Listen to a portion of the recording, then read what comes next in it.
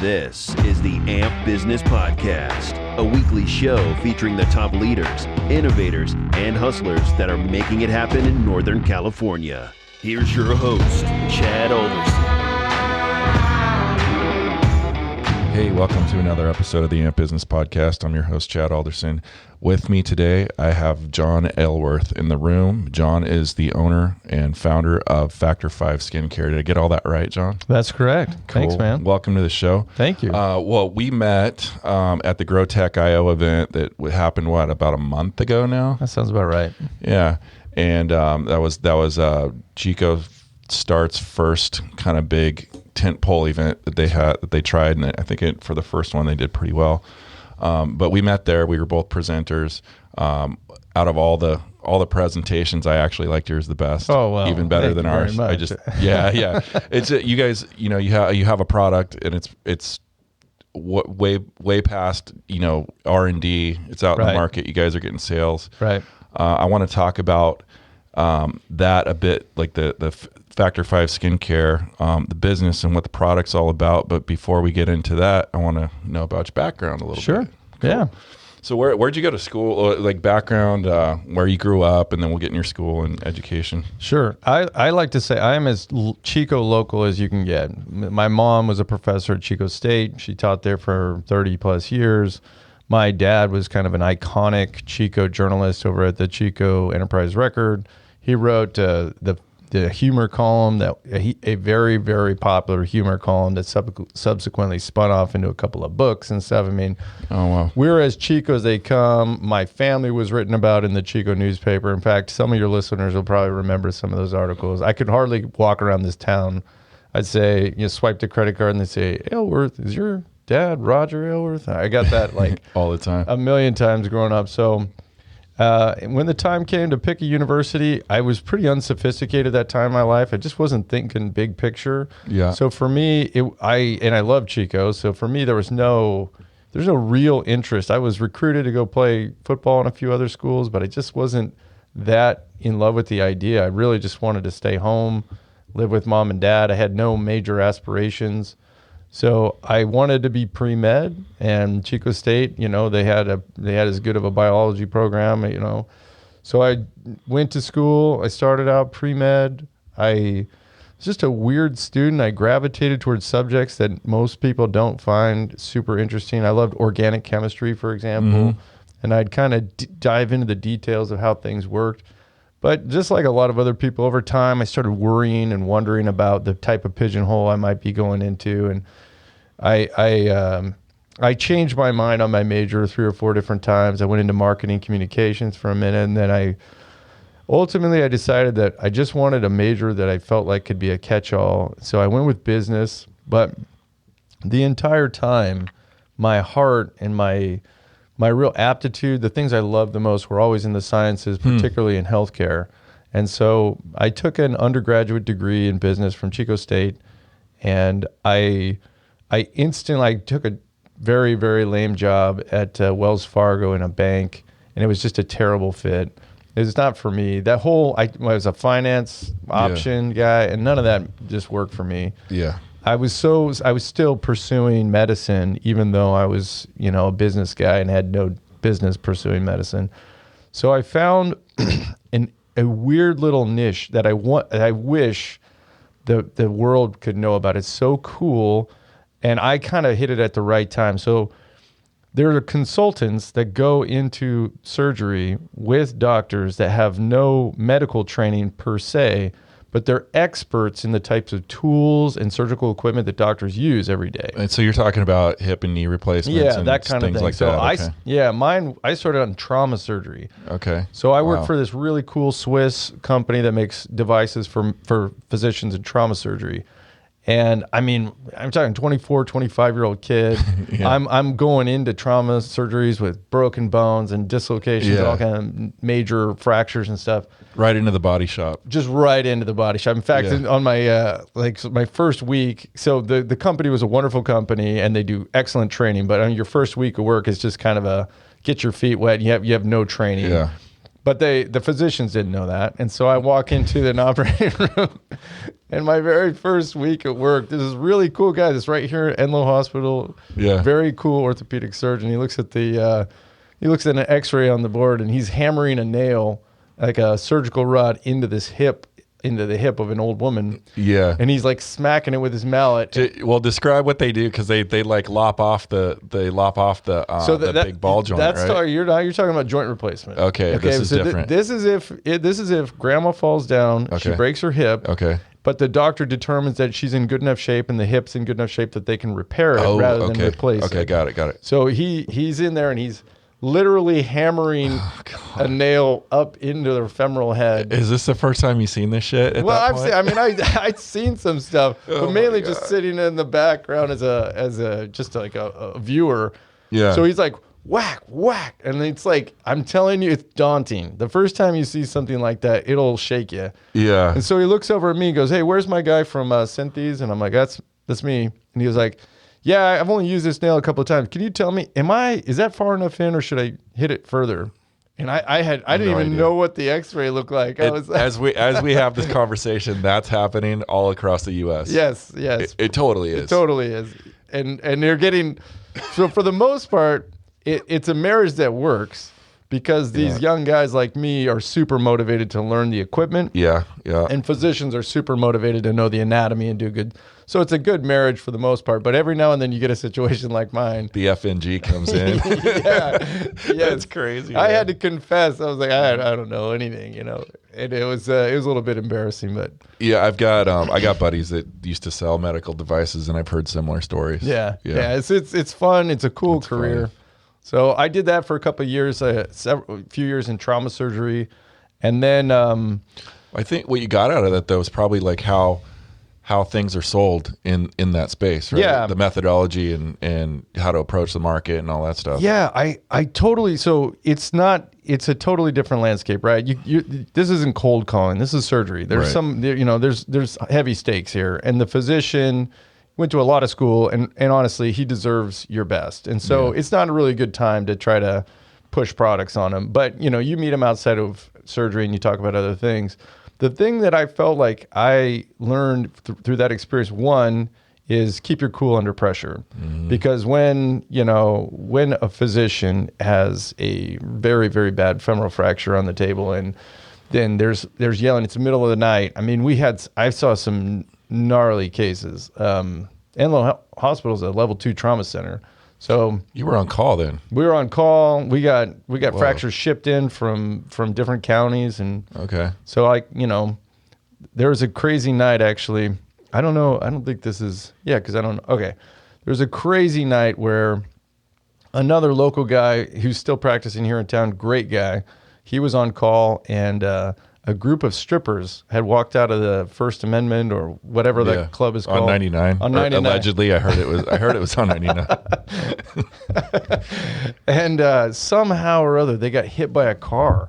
They Oh, boy. screeched off the side of the road and hit them. And so we were in surgery for 36 straight hours, just kind of putting these women back together. And it was just like, that's what it's like. It's like you don't know what's going to happen tomorrow. It's very So you have to keep your head on. You can't let stuff get you. And I think subsequent life, I've become an entrepreneur, and I see these people that the little things freak them out, and I'm like, dude, that's cake, man. That's nothing. That's nothing. Yeah. So I think that's what I got out of that. Yeah, I mean, I think it's good to experience some sort of traumatic event early in life, because it kind of just stretches your rubber band for the capacity to deal with stress later in life, right? I mean, I'd go out to my car after, and I'd have my little freak outs and my panic attacks. But during surgery, you gotta stay cool as a cucumber. That's pretty cool. So you did your undergrad at Chico State, and then you went on to get your MBA, right? That's right. Yeah. So I assume after you did the medical device stuff, you went back? Yeah. So I decided I wanted to get an MBA, and I moved around. I was moving around a lot during that time, and for this type of a job, they're filling holes. Wherever there's a trauma center without a rep, they just throw you. And so. Yeah. I also was just fascinated by forward-thinking technology, and so I had heard there was advancement in the field of robotics and marrying robotics. So just frame the time frame. Was this in the late 90s, early 2000s? This would probably be in the like late 2000s, like Late 2007, okay. 2008. Okay. And so I started getting more and more aware that there was these new robotic applications that are trying to get their way into orthopedics. It was like a new thing. Now it's a lot more commonplace, but at that time it was like just the total frontier. And coincidentally, one of the largest producers by volume joint replacement doctors in the whole West Coast was operating out of Red Bluff, California. Oh, wow. And at this time, I wasn't even living in California. So I knew some people. We made some arrangements, and I applied for the position with that company. They brought me back to California, to the Chico area, which is where I always kind of wanted to be. And I got a chance to literally look at a prototype robot in surgery. I mean, I'm talking, you want to talk about beta testing. I was watching a beta tested robot being used in surgery, and it was the coolest thing. Like field trials? Yeah, field trials. Oh, yeah. shit. That's Blew cool. my mind. Okay. Was it a wireless kind of a thing? Was a doctor in the room, or was he in a... Yeah. So some of those robots are like that. This was very hands-on. Okay. So the doctor's in the room. He's actually grabbed. So what the robot in that situation does is good for the listeners. It's a little bit hard to imagine, but we basically create a digital operating space in the digital universe using the patient's CAT scan and using the robot technology. And what the robot does is it prevents the doctor from operating outside of the digital space. Okay, that makes sense. So we make it easy for a doctor to come in and, for example, take a high-speed burr and shave off the first few millimeters of bone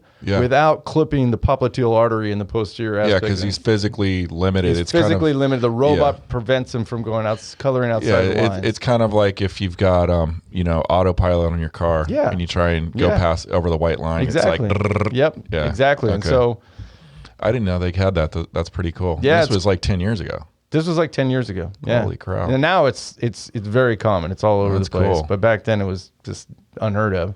So I jumped ship. I joined that company. I became their 10th sales rep for that whole company because I believed in the tech. I took on the West Coast basically, and I was growing it up. And the West Coast of the U.S. is just a great place for something like this because we were trialing new things. We were bringing on forward-thinking physicians. They all want to go to get trained. They want to go somewhere that's beautiful and lovely. And so we set up shop in Napa Valley, and we set up this whole experience around coming to get trained on the robot, and I was kind of like the robot trainer guy.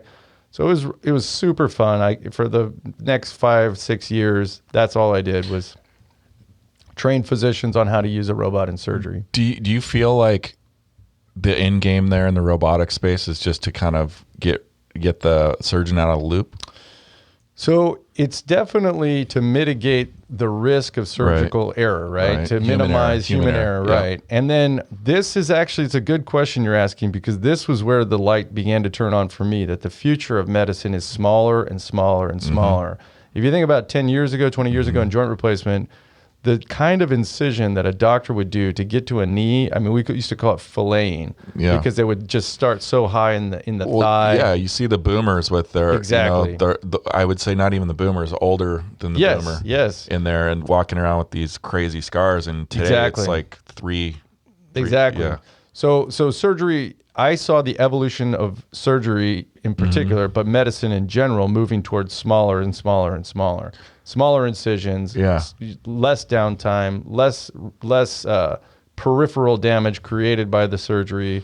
And this is because this automation software and the hardware that kind of that governed it, or I should say the software governed the hardware, but the guy was able to kind of like work within this box. Yes. And that's why this is possible. So the box basically makes it so they have to see the actual surgical site less. So a lot of the reason that doctors open wounds is so they can just have a good look in there. Yeah. But if you know as the surgeon that the box is going to prevent you from hurting the patient, coloring outside the lines, and you have faith in that technology, then you need to see a lot less, which means you can make a lot smaller incision and kind of poke the instrument through the keyhole. I always wondered how they did that. So they took the MRI, basically made, for lack of a better term, a topographical map of that limb or that application space. Right. And then just mapped a virtual environment over the top of that. Right. And exactly. Then the software kept them in that box. Exactly. And so I assume that they would, once they locked in digitally that space, that workspace, then they'd have to lock the limb down within the context of that space as well, right? Yes and no. What they did, that's how they initially conceived the idea, but that was too problematic. Oh, I bet they put point tracking on it. Exactly. Yeah. So they put point tracking on the limb so that limb could move, and you'd see it on screen. That's so cool. I had no idea that was going on. The robots would track everything. As the limb moved, I'm talking 1/10 of 1 degree, the robot tracked it. Yeah, we're seeing this point tracking technology. This is pretty common, and where the listeners maybe have seen it probably in movies, like anything where you see CG and the characters are moving kind of with a gait that looks human. That's actually been motion captured with tracking, right? With where they got tracking. like the little spheres on their black suit. So it's the same technology. Yes. It's basically the same technology, but different application space. Pretty cool. Cool. Okay. So when did that's really I could do a whole podcast on that. But when did FACTORFIVE kind of pop into your head? So I'm in and out of operating rooms for 10 years. My entire clientele are orthopedic surgeons, great guys, and a few women. It's pretty predominantly male profession at this point, but they're a great group of people. But there's a lot. Orthopedics was one of the first disciplines of medicine to embrace stem cell technology. They started trying it out early on in a lot of weird. Let's back. That's a term that some folks may know in a certain context. Yep. And that's always a negative context, it seems to be. Let's talk about what stem cell technology is. So 15, 20 years ago, the scientific community started to realize that we've known about stem cells for a while, but they started to realize that the stem cells themselves were what they refer to as a signaling molecule, meaning that it's a cell type that exists in your body, but that it's communicating with other cells by sending off these protein signals that other cells, it's like a language of cells from cell to cell. Mm-hmm. And that the stem cells are pretty much the biggest talker of all your cells. They're sending out tons and tons and tons of signals. And from that piece of scientific evidence, that truth started opening lots of doors, because we were starting to be able to track the signals from the stem cell to the cells in their local environment, and how it was the other cells were responding with healing and responding with improvement of some kind, maybe inflammation to kill off old cells or dead cells, or maybe anti-inflammation to calm things down. And the scientific community started to validate and learn a lot about these protein signals, and that just made them think like, well, wait a minute. If these stem cells are sending off all these really interesting healing signals, what if we got a whole bunch of stem cells together and we just injected them wherever there was damage? And that was kind of the big first theory in orthopedics. Because that damaged area, there's some sort of chemical signal happening that says, hey, I need to be healed. Well, is it the other way around? It's kind of the other way around. It's what it is the stem cell. It's a two-way conversation between the cells and the stem cells. And the stem cells, a lot of people imagine that when you have a damaged area, that a stem cell will float into the damaged area and it will differentiate or change into the cell type that you need. Like, let's say it's muscle tissue, you got damaged muscle tissue. They imagine a stem cell will convert into muscle tissue. But what the scientific community was learning is they do migrate into the area, but rather than converting into muscle tissue, they send signals to the muscle cells in the immediate adjacent area, and they tell those cells, get rid of these old, ugly, dead cells, younger, healthier cells divide, grow, fill in the gaps. And so the stem cells are kind of orchestrating the healing process. What a trip. Okay, I had, so my understanding was the exact opposite of that. So I'm glad you clarified it. I don't know why I got this, but I was told that, or I'd read and inferred, I guess, from my reading, incorrectly, obviously, but basically the stem cells was an empty vessel. You could basically put a DNA sequence into it and it would execute that program, and whatever that thing was, it would become. Yeah, is that a different type of stem cell or different? Okay, yeah, I have it. It's totally wrong. Backwards from that. Yeah, it's okay. So you have stem cells that people are concerned about for ethical reasons. Yes. Imagine you got a zygote and a sperm, right? You got an egg and a sperm. And when those two unite, for a very brief time, it's one human cell. It's an embryonic stem cell. And then it becomes 2 embryonic stem cells. And it divides and becomes 4 embryonic stem cells. For a long time, a lot of the stem cell research was done on those type of stem cells. Right. And so people... And this is why it got kind of political, because Yes. of some, religious ideology that played into that. So you got a lot of people with ethical concerns about using human embryos for research, right? And so it did get political. And there was, you got to respect everybody on every side of the aisle, but it definitely was a time where stem cells was kind of a pejorative term, or maybe got taboo. A bad brand. Yeah, it got a bad brand for a while. Yeah. So what the people probably didn't understand is that's just one stem cell type. There are other stem cell types. I didn't know that until today. Yeah. Okay. So embryonic stem cells are they have their bad reputation for that reason, right? Yeah. But there's a totally different stem cell type called mesenchymal stem cells. So it's actually really easy I'm going to totally gloss over a lot of the science, but I'm not doing it all justice here, but to really oversimplify it, you can imagine it like this. Embryonic stem cells are the kind of cells that create your tissues in your body for the very first time in the womb. They make you out of nothing. Makes sense, yep. And mesenchymal stem cells are the kind of stem cells that continue remaking you as you go on throughout your life. So you're suffering all kinds of damage. I mean, these headphones that we're wearing are putting enough pressure on our ears to actually create some minimal cellular damage in your ears, right? Yeah, it's like if I'm getting a home built, one guy comes in and builds a home from scratch, and then he just leaves. But I may do 3 remodels in the future and hire different general contractors out. So those guys, the second type, are kind of like general contractors. There you go. And so they exist in your bone marrow. Yeah. They exist in your eyes. They exist in placenta tissue. They exist in all kinds of tissues in the body. But here's a fun fact that most people don't know. They're most densely populated in fat tissue. There's more human stem cells in fat tissue than any other tissue type in the human body. So fat is jam-packed. I mean, I'm talking 1,000 times more in fat tissue than there is in bone marrow, for example. So fat tissue is just this... It's a tissue that nobody seems to miss losing, right? Mm-hmm. There's no major ethical concerns in people deriving a stem cell from human fat. Mm-hmm. And that stem cell is super, super valuable to the academic, scientific research communities. We can still do tons of research on an adult stem cell, a mesenchymal stem cell that's derived from fat tissue. So you got all of the benefit just about without any of the taboo. Yeah. So, and again, this is just because this is so fascinating. I love the science. You can think about it this way too. Just under the surface of your skin, on everybody, I don't care if you're a UFC fighter with 3% body fat, just under the surface of your skin, there's a little bit of fat. Mm-hmm. There's a subcutaneous fat layer that exists over your entire body. And that's for like insulation, basically. It's for insulation, among other things. But one of the reasons why we have it is it's packed with stem cells, packed.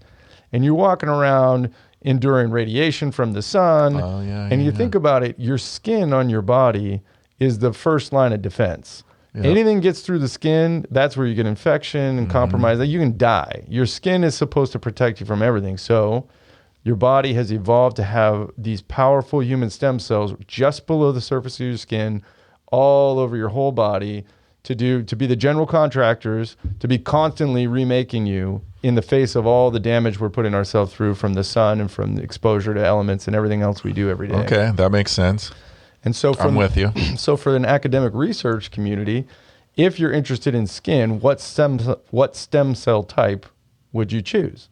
Probably the ones closest to it. Exactly. Yeah. And it's not rocket science at that point. It's just obviously your body's evolved to use that cell type for that reason. And so we knew from the early FACTOR5 days that was probably the cell type we would end up using for our research. Okay, so wow, that kind of like uncorks a bunch of other questions I have around. Like how do you even get the material to do this? Like talk me through the supply chain. So we live in the beautiful state of California, and there's no shortage it's all out of LA then. There's no shortage of liposuctions being performed in California. And when we were first doing this, there was maybe a little bit of trepidation, like, is this okay? are people going to freak out? Well, the thing, like the image that gets conjured in my mind is Fight Club. Completely. When they jump in the trash bin and Tyler Durden's throwing the fat bags over. We've and they're gotten like busted all over the place. We've gotten that analogy all the time. No, that's pretty close. That's not dead on, but it's pretty close. Okay, so it obviously has to be refined or whatever. So how does that process work? It's pretty simple. So you form a relationship with the physicians of the world that are doing the liposuction procedures. You tell them that you want the tissue type for research purposes or product development, whatever. Yeah.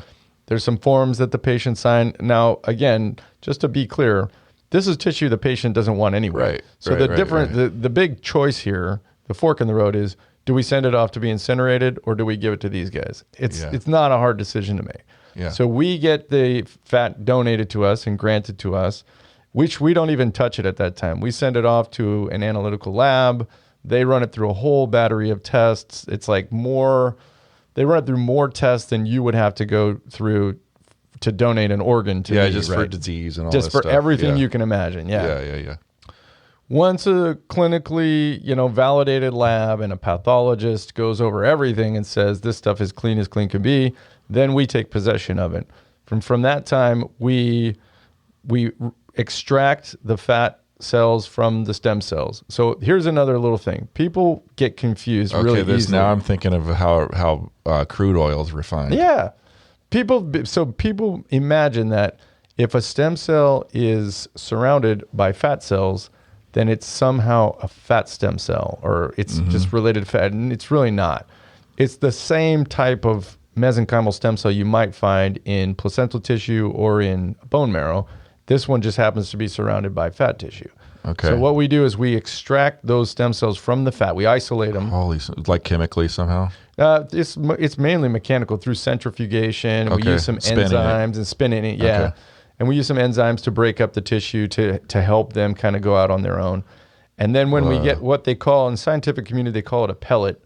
But it's really just at the bottom when the centrifuge is spinning, it spins these off into a little ball of cells. Yeah. We get a pellet of cells, we extract those, and just like high school biology, you take them, you pull them out of the centrifuge tube, and you apply them to a little dish, and then they start to grow. Oh, okay. So it's like you just get a little seed packet, basically, and then they split. Yep. And you just put them in kind of like a petri dish or something in the right environment. Exactly.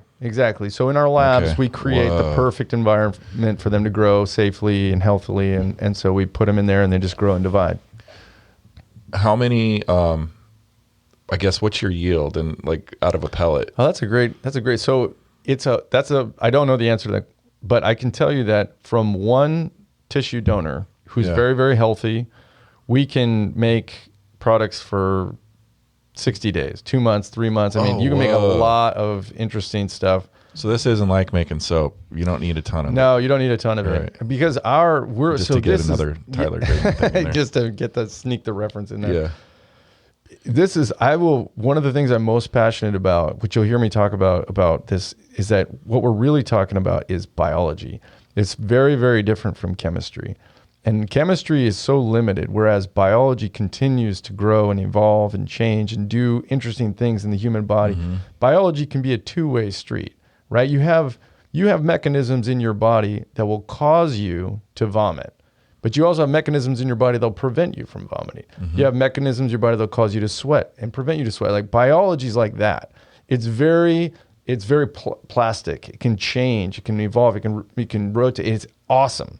So for us, we get a pellet of a biological source that continues every single day. While you're sleeping, while you're brushing your teeth, while you're at the movies, they're still growing. They're still dividing. They're still doing their job. And so we can turn a little pellet into a workforce of human stem cells. That's friggin' cool. Yeah. And then does age of the donor matter in viability? That's a great question. And the scientific community, we've always had a bias towards young donors just because it seems smart. But if you actually get into the literature, it doesn't seem, there's not a big change in yield. As far in terms of, I should qualify that.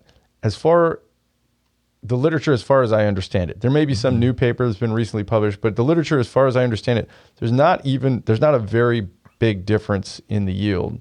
So what we think, the theory from that paper that I'm thinking about is that stem cells do not reflect the biological age of the host. They grow and divide and die, and then they're reborn. They get divided again and grow again. They have their own lifespan within the host. Exactly. Basically. Yeah. So they have their own lifespan within the host. So it seems scientifically like the lifespan of a stem cell is pretty divorced from the lifespan of the host. And so it almost doesn't matter what the age is. That's what the literature says. But again, even we know all that, and we still pick young donors. And then from donor A to B to C, is there kind of like a stem cell fingerprint for each one of those donors? Oh, well, so yes and no, absolutely. Okay. The same the cell markers on the walls of your cells that make you. Yeah. Like if you think about it like this, why is it so difficult to get one person to be able to donate an organ to another person? Because the body knows who you are, and so it has these cell markers that determine who you are, and so it's very challenging to get a good match. That also exists on adult stem cells. There's also cell markers that make it into. So this is the second big innovation of our science. You know where I'm headed with that question, right? Well, I don't actually, but I know where I'm headed. I think you're going to answer my question. The second big innovation of our science is what we do is we use the stem cells as biological factories. We grow them in an environment where they're safe and healthy. Mm-hmm. Then when they're in that environment, we convince them, in air quotes, that there's a wound present. And so they start kicking off these healing proteins just in this massive quantities, right? And we keep them as healthy as we can so they can function as well as they can. The stem cells, if I was to take those exact stem cells and put them in you, it'd probably cause you an immune response. Your body would probably try to fight them off. But the proteins are ubiquitous. The proteins that a stem cell expresses, my proteins are exactly the same as your protein. Exactly. Mm-hmm. There's no discernible difference. I should say that we've found yet in science. There's no discernible difference. So the big innovation is we realize that the stem cells are really the carrier of the healing signal. They're not the healing signal themselves. They're the carrier of the healing power, if you will. So we use the stem cells for what they're good at, creating really, really high abundance of these healing proteins, but we don't use them for what they're not good at. We don't try to put stem cells in our products. We just milk the stem cells of all these proteins, and we put the proteins in the products. And the proteins are ubiquitous. Because then that answers my question. I was going to say, from donor A to B to C, is one more effective than the other? The answer is no, because if you reduce it down to the proteins that come out of it, it's the same. So probably, actually, so this is, I don't know. Super cool. Some of the research that we're into right now, which isn't even published yet, but I can talk about it, I guess, is there is an 80-20 rule to stem cells. Even in the mesenchymal family that we've all been researching forever, there's a certain subset within that family that has a cell marker. It's called CD146. But those stem cells seem to be overactive producers of healing proteins, even more than their counterparts. In fact, they seem like they're doing like 80% of the work, and they're a very small segment of the stem cell population. So have you guys figured out how to ID those 20%? Yes, we have, yeah. Okay. Actually, so in academia, that's pretty well understood. It's just never, ever been, we're one of the first entities to try to productize this science and turn it into something useful. So in academia, it's been well understood, but we're finally turning it into something people can use. That's pretty cool. Yeah. Okay, so you get the protein. The stem cells are not. So the fat, all the fat that came out of the lab and all that, or came out of the liposuction, actually doesn't make it in the product. It's basically it just informs, or it lets you guys basically create these proteins that are going into the product. Right. Wow. So you can think about it. An easy analogy is you've thought of this. That's crazy, dude. It's totally crazy. It's like a multivitamin for your skin, basically. It's just like all the proteins that skin needs to stay young and healthy and remodel injuries, wounds. And the other truth is your body could recognize like an aging spot or a wrinkle or something that perceived as aging, it's the same process to remodel that it would be to remodel a wound. So healing you, in air quotes, from aging is just like healing you from like a burn or a cut or what have you. So from a physiological perspective, the same protein profile that we've figured out to do anti-aging properties would also work on a wound. It would be a wound healing therapy. Oh, whoa. Yeah. And is this a product line that you guys have right now, or you're This is where my heart is. I love the anti-aging. I love our brand. I love that we're true and that it's real science. But there hasn't been a meaningful advancement in burn healing, for example, since the 50s when we launched bacitracin and people started putting Neosporin on people's burn. I mean, there's nothing to help this environment. And I could talk, this is the real passion. I mean, just even sunburn. Yeah. Right? Even, so I can tell you great stories about us putting FACTORFIVE on sunburns. Dude, stuff works like a charm. I'm absolutely dead serious. In fact, I'll tell you one funny anecdote. You're right, we did think of this. I thought of the concept, and I brought in scientists from Stanford, and we all kind of were working it out. But the only way to validate whether we were on the right track was to buy essentially a $40,000 piece of equipment and to test it. And at that time, we had no real funding. We were going off of my savings. We were doing something. And I was just a complete stress case, right? Yeah. So we made the purchase, and my stress hit like an 11. And so I was like, honey, let's get out of town. So we went down to Mexico in a little surf trip to try to decompress. And I'm out on the waves. I'm just doing some surfing and trying to relax. And I'm kind of like a rebellious kid. Like I refuse to come in from the waves because I know I'll have to face the real world and all my financial worries when I do. So I stayed out way too long, and I got totally sunburned, like torch sunburn. When I came in that night, I was talking to Amy, my wife, and I was like, I go, hey, do you have that prototype that we were developing in the lab? Because I'd given her some to mess around with and rub on her skin to see what she thought of it. She's like, yeah, I brought some right here. So I said, look, in theory, if we're on the right track, this should help my sunburn. So you were your first human trial. I was my first human trial. So she rubbed it on my back, and the next morning I got up, and it was like your pain on day one is probably like an 8, and then day 2 is like a 9, and then it starts backing up. My pain on day 1 was like a 2. And so I was like, what? And I picked up the phone. I called my partners back in the U.S. I was like, we are on to something, guys. And that's how, like, from the strength of a surfing sunburn in Mexico, I was like, we're on to something cool here. That's crazy. So when you first started this, you guys weren't in Chico, right? No.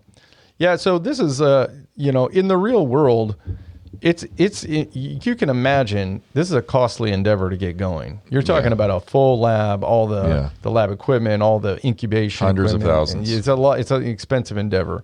And so where do you go to try to mitigate your costs? You go to where there's a really strong ecosystem of those types of things already in place. So you can buy used equipment. You can work with local vendors that have experience in this type of thing. So for us, it made sense. We started the company right in Silicon Valley, South San Jose, and good labs down there. Like Campbell area, or it was actually it's in the city of San Jose, but it's on the south side of the city. Stryker has a big complex. Oh, there. I know exactly what you're talking about. An optical court. Yeah, cool. Okay, and then at some point you decided to pull stakes and come to Chico. Why? So that's a really, really fun answer. It's a simple answer, but it's fun. I mean, we started doing well enough that we were getting ready to grow out of our lab in Silicon Valley. And the Silicon Valley is not getting any cheaper or any more fun to live in. I mean, it's harder and harder every day to make it work. And so what you find too, when you go to the break rooms of Silicon Valley, I don't care how much people are drinking the Kool-Aid publicly and talking about how great it is to be in Silicon Valley. When you're actually sitting in the break rooms, there's a lot of folks from a lot of different parts of the world that have all come to the Valley to try to make it. And you hear them reminiscing and talking about life outside of the Valley. And it's like, seems like we're all there for the economic potential of the Valley itself, but that nobody really, really wants to be there. Yeah, it's funny because I've spent 10 years in San Jose working at eBay, and I spent another 10 years in Los Angeles in Santa Monica running my own agency. And there's a lot of parallels between the two. Sure. The currency is different. The currency Sure. in the valley is software and Right. big brains, and High the currency tech, in Los Angeles is skin. Hollywood. However, whatever. There's a lot of parallels. Like it's mostly immigrants coming in, Right. and I don't mean that just from out of the country, but just from different states Right. coming in to chase their dream and their goals. So they're like, they're there and they're dealing with the traffic and all the Right. bullshit that you got to deal with in those two areas because they have, they got their eye on the prize. Right. The carrot, the Right. big carrot. I mean, you're talking about a very intelligent, very motivated highly group motivated. of people. Yeah. And the actual immigrants that are here on H-1 visas are like the 1% of the 1% exactly. thinkers. They're badass. Absolutely. Every single one of Every single one of them. I had predominantly Indian friends at eBay that I worked with, and every single one of them was just rock solid, super smart people. That was our experience in the sciences as well. Yeah. And it's a trip. Like California, it's really weird. It's just a weird. But the point you're getting at is all things being equal, if the people could chase that dream outside of LA, exactly, or outside of Silicon Valley, all things being equal, most people would. Yeah, and this gets to the, to this notion of, why did you guys pick Chico, and then also I want to talk about the economic development opportunities in Chico, Sure. like where you think there needs to be infrastructure. What are we doing right? What are we doing wrong? What could we be doing better?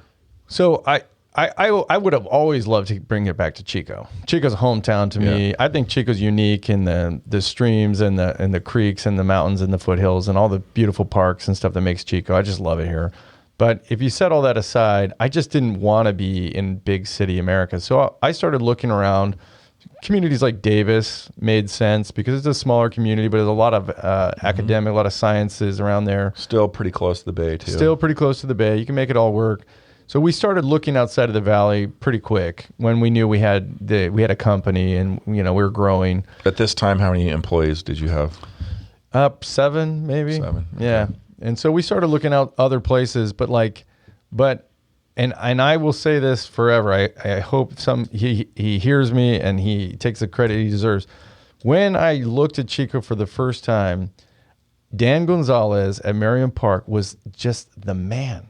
You're talking about an entrepreneur who's already done it, who knows a little bit about some of the things you're going through, and you could not possibly work with a cooler guy for like helping you work out difficult problems. Like I brought my situation to Dan. I said, look, I'd love to be in Chico. I'd love to be in Merriam Park. Yeah. But, I was quoted X for a lab build out in Livermore. I was quoted Y for a lab build out in Davis. And, it's expensive. And I'm imagining that Chico being further from the scientific hub, it might be even more. And so Dan's got this really, really great guy on his staff that's he's a general and he's done lab build outs for hospital systems before. And this guy, he just had the greatest ideas for how to make it work on a budget, basically. And so the more I saw Dan's commitment and bringing on expertise to help me out, and the more I saw his vision for Merriam Park, and the more I saw that this feels like home. I mean, these are like your neighbors trying to help out start a small company. Like it wasn't as like sharky and cutthroat as it sometimes feels like in the valley and other places. Dan was just great. And they brought a plan to me, and they presented a budget to me, and it was like 10 times better. The better plan. Budget was ridiculous compared to what I'd seen in the valley and other places. And so I was, it was a pretty easy decision at that point. And then within the time it took to kind of like get the contract signed and the lease agreed to, how long did it take you to pull stakes and move up here and get going? I think from the day that I really knew I would come to the day that we moved in was probably 5 months. Oh, wow. Okay. And then had your wife lived here before? Yeah, she's from the area. Oh, okay. Yeah. Okay. Yeah, so it was easy for her. She wanted to come back too. Yeah. Yeah. Yeah, I was more than ready after my 10-year or my 20-year tour. Right. Right. That's like kind of what I looked at as like a Vietnam tour down there. Well, cool. And then, so in terms of economic development at Merriam Park, it sounds like you're pretty happy. I love Merriam Park. There's some things we could probably do better as a Chico community. Merriam Park, look, Dan's got the perfect right idea, but in the sciences, you can think of the sciences almost like Facebook. It's the network problem, right? Is that no science company wants to relocate to a place where there is no science company. But then you have to start with one science company. Yeah. You know what I mean? It's a fax machine. The first fax machine had zero value, exactly, but the second one had a little bit more, and then when you add more and more and more, and so forth. Yeah. When we talked about moving to Chico, for example, there's a guy, he's one of my investors. He sits on the board of the Sutter Health system, and he's a very, very smart guy. And he's been in biotech forever, and he was just appalled. Like, are you crazy? Why would you go to Chico? But we realized that we had everything we needed. We're okay. That was the message I kind of started to come up with. Like, hey, you know what? It's not as hard as it seems. Most CEOs of young science companies would have a panic attack, and I did too. But we realized that Chico actually has the things we need in terms of from the biological sciences community. Enloe Hospital is a level 1 trauma center. So every vendor of science type of equipment that you might want, they're already traveling to Chico. They pass through here. Yeah, they're already in town. Okay. It's just a matter of like, do you want it or not? And we did. We wanted to be here, so we set up accounts with those people. It wasn't as hard as it might sound. How's the labor pool been here for you? The labor pool, I've been amazed. I grew up here, so I knew you hear people, the idea that Chico is just like a bumpkin town, I already knew that was bogus. But I still have been amazed. I mean, we've hired some super, super high quality people just in the short time we've been here already. Yeah. Dr. David Statura at Chico State, he went to Penn, right? Ivy League University, PhD in stem cell research, teaching biology at Chico State. I mean, so we brought him on as a consultant right away, and he's been fantastic. Peyton Lowry. Peyton's this really, really cool kid. He's getting his master's degree. He's just finished his master's degree. He's just writing up his thesis in regenerative medicine, in cellular biology, I should say. So he's a cell culture biologist created here in Chico. No jobs for him. I mean, there is no economic outlook for him to use his education in Chico until we came, except for maybe there's probably 3 or 4 cell culture biologists at Sierra Nevada to make sure that the yeast is growing right or whatever. You're right. So but it's a pretty small market. It's a very small market. So we had the talent, but they don't have the jobs. There's no potential here. So they just get their degree and split. Yeah. Yeah. And Peyton is a great example of the kind of guy you don't want to lose him to the Bay Area. He's a smart guy. He's a cool guy to work with. And so... Have you set up any kind of like formal work training or anything like that with Chico State? I just feel like the college there. I think there's a lot of opportunity for certain businesses to actually use that as kind of like a farm system, if you will, for their business. Strictly speaking, on the science side, kind of. Since Dr. Statura is at the heart and soul of everything that's kind of going on there in the cell culture world. He's feeding us great candidates, and we're but there's a lot more we could do. I mean, we are a high science company, and our roots are really high science. And even though I have an MBA, I kind of gravitate more in the science direction. But we need to market our products, or you can't grow without marketing, right? So there are other elements from the Chico State landscape that have really shined for other companies in the past that we would be smart to tap into. Yeah.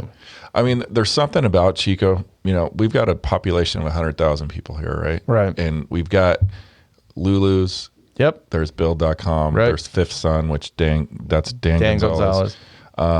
There's Sierra Nevada. Of course. Huge companies. And there's a lot of cool up and comers too. Yeah. And given, that how would you define this? It's not like a price per earning or earning per employee thing, but the earnings per resident in this population is it's probably, I would guess, higher than comparative. Or if you think areas. About it like entrepreneurial success per capita. Yeah, that's a better way. It's very, very high. Thank you. That's why you have the MBA and I just have a lowly undergrad degree. Okay, yeah. And there's something in the water here, though. It's really trippy, For me, it's I don't know what it is. If you know Chico, it's not that hard to imagine. I came back here Explain it, because it is for me. I don't know what's making it work, but something is. You go to Chico State, and what you see is highly competent individuals who they're not maybe you see a group of people who know their place in the world's ecosystem, but who just really, really want to make it work. You see hardworking people. You see super intelligent, what I would call socially attuned.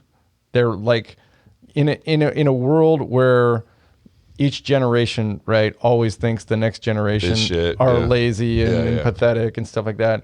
You got a generation at Chico State that's attuned to what's going on. They know how to talk to each other. They know how to communicate.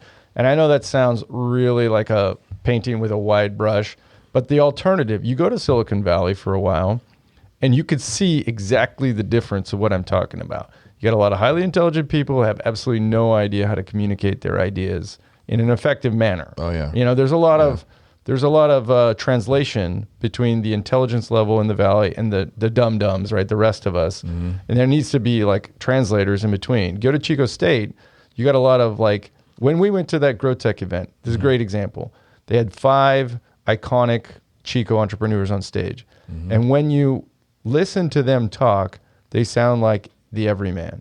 They do. They don't talk over your head. They don't try to be something they're not. They don't try to flex their intelligence, business jargon, vernacular. They're not talking about synergies, this and all that. They're just speaking about how they built their business, and you can relate to them. Their stories are emotive, and you're like, man, I want to be that guy. Yeah. I think that gal is so smart, so cool. I've been in these meetings at eBay, and they just kind of like drone on, and there's like 20 people in these meetings, and then this one in particular, it broke up, and there were 2 other people that were still kind of milling in the room, and they were my buddies, and I'm like, dude, I just saw witness my first MBA dick measuring contest. Yes. Because it's like, if you get a bunch of smart people in the room, it's just basically who thinks that they're gonna, it's like a war of intellectual attrition. Right. You know? And some of these people so are funny. Are and so nothing actually comes out of it. It's just these guys like talk for an hour. I'll use this subset of the English vocabulary because it makes me sound cool. Yeah. But it's the same ideas. Yeah. You're just translating, like, what are you trying to do with your business? Yeah. Yeah. It's funny. So I like Chico State and Chico Staters because they're communicators, they're free thinkers, they're real, they're talented. I mean, there is something in the water here. Yeah. I know that, you know, when I was there, just to age myself a little bit, I think I graduated in 99 there. Mm-hmm. And I remember at the time, the recruitment out of Chico State, out of the business department, was pretty high. And there a lot of folks in, say, the sales space that were dependent upon sales were recruiting out of Chico for salespeople, because I think at the time, you know, we didn't have like social media or anything like that. So our social media was just basically, you know, a lot of meet space conversations with people, social, and just the density of the bar scene and all that stuff was kind of like, you know, it was kind of the training ground for social discourse, right? Well, so it's totally true. So I went straight out of Chico State into a high level, you know, medical sales career, right? Yeah. And medicine, this is a good one because medicine is one of the last bastions of university dick measuring, right? Oh, I went to Stanford. Oh, I went to Harvard. Right. In medicine, that still matters. Mm-hmm. But interestingly enough, in medical sales, the companies are not recruiting out of those universities. The companies are recruiting out of Chico State. They want candidates that can speak and that can articulate something. I have to be able to translate all the surgical jargon to the doctor, and then talk to the staff and talk to all the hospital administrator types with the MBA jargon, and then talk to the nurse, the scrub technician that's putting all the equipment together for the doctor. I mean, that's a completely different landscape. And the funny thing is, the best sales guys are making, you know, the equivalent of 4 doctor salaries. Well, the best ones. The best ones. Not me. Not a lot of not them, me, but the best ones are. Yeah. You know? In medical sales, you could do very, very well. Yeah. If you're good. Yeah. I wouldn't recommend it, but it's a hard field to get into. Yeah. Yeah. Well, cool.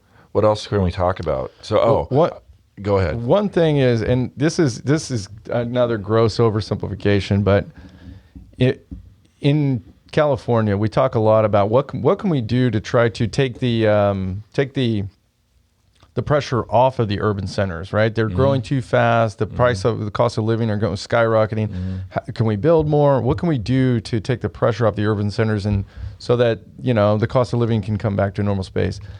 moving out of Silicon Valley, it's like, it seems so crystal clear to me that if we could just encourage more flights to distant airports, right? If Chico, for example, had a very healthy schedule of flights to Vegas and LA and other places, then more companies would be encouraged to set up shop in this town. Yep. Because it would be, you don't need to be at SFO or even SMF. You know, you don't need to be that close to an urban center because you can get to anywhere you want to anyway. Yeah. It needs, and that was exactly what I was going to ask you. Is like, what we've been talking about the positive aspects of Chico, but what about, you know, what's some of the stuff that needs improvement, or where the biggest challenges are? And if you had a magic wand, what would those, you know, your top? If I had a magic wand, absolutely the airport. Absolutely the airport. You know, the problem is it's being managed right now like it needs to be a profit center from day one. Right, it needs to just be part of a growth strategy. Right, understanding that you're probably not going to make any money for a while until the companies come in. It's critical infrastructure. Absolutely, you know, it's so hard to build a business community or a community that can attract people away from the urban centers if you can't serve the basic travel needs. If you're on an island, right, only going to get people at the yachts to visit. Exactly. You know, that would be number one. The other couple, I mean, I think everything that I'm going to say has probably been told by most of your guests, but particularly in the aftermath of the Camp Fire, the housing situation in Chico is very, very tough. I mean, the prices are starting to settle a little bit now. Yeah, I think that's going to, you know, I think it's going to work its way out over the next couple of years. You could make a case, and I'd actually have to sit down with the community economic people, but you could make it a case that the housing prices in Chico are not in alignment with the wages in Chico, and they're a little high. Yeah, and so absolutely building a little bit more, kind of relieving some of the infrastructure issues that we have would be really, really good. I mean, 99 is always crammed up at around 5 every day. It's weird that Chico has traffic now. Yeah, I always laugh because this isn't traffic until you lived in the Bay Area or LA. But no, I mean for Chico, it's you know, it takes me 15 minutes to get home from here, and I live across town. Right. Which, you know, in the Bay, that's making a run to 7-Eleven. That's the best, right? Around the block. But the third thing is, and I think I don't want to speak for Dan Gonzalez, but I think there's some of this in the Merriam Park concept is there needs to be more safe spaces, if you will, for company and entrepreneur launching in Chico. So Dan's creating a kind of an entrepreneurial community over there at Merriam Park, and I think part of it is going to be kind of a low risk way for entrepreneurs to get started, like shared space and, some of these ideas that are like commonplace in all the major urban centers. We don't really have that much in this community. When I came back to town, I thought about putting a little satellite office in Chico for a while so we could test the landscape and test some of these theories about vendors, et cetera. And there's really nothing there's nothing. And so I like what Dan's doing where he's building out. If you look at the Merriam Park, and this isn't a Merriam Park advertisement, I just really fond of what he's doing over there. But if you look at the build out, what he's doing, he's got areas where culinary type businesses could get started for very low rent. The shared kitchen type of things. He's got kind of the medical community area where there are companies like mine could get some space at a reasonable price for, like, if you're moving out of Silicon Valley, dude, this is a steal. Yeah. But for Chico, I mean, you'd have to evaluate for yourself. And then he's mixing that in with a living spaces and beautiful community areas and parks. I mean, this is kind of a new concept for Chico, but it's being done all over the place. And so I'm really glad to see. That's one of the things that I kind of drew me back was like, this feels like the Valley, but it's right here in Chico. It's really, really cool. Yeah, that's cool. Yeah. It's just not, I'm pretty big into the outdoors these days, and I just, Chico from to scratch that itch that I have, of course, is probably one of the best places on the planet. For my money, dude, there's nothing better than tubing down Butte Creek while the salmon are running and watching the salmon swim underneath you while you're going over the... Yeah. I mean, that's Chico life right there. If you're not from Chico, you have no idea what I'm talking about. Yeah, that's cool. Well, I don't really have any other questions. I mean, I think you did, like, the product's amazing. Can we buy it online? How do people get it right now? Yeah, so the easiest way is we're on Amazon or on our website. So FACTOR5skin.com is our website. And if you just look up Factor 5 on Amazon, It'll pop up. It'll pop Cool. right up. It's really easy to find. All right. Well, thank you very much for coming on the show. Your website, you just said, and are you guys on Instagram? Yeah. Okay. FACTORFIVE Skin. That's our handle. Cool. All right, man. Well, thank you. Thank you, Chad. Thanks for having me. Thanks for listening. If you like this episode, please leave us a review on iTunes or wherever you get your podcasts. This podcast has been brought to you by AMP.build, a software and digital design agency located in Chico, California.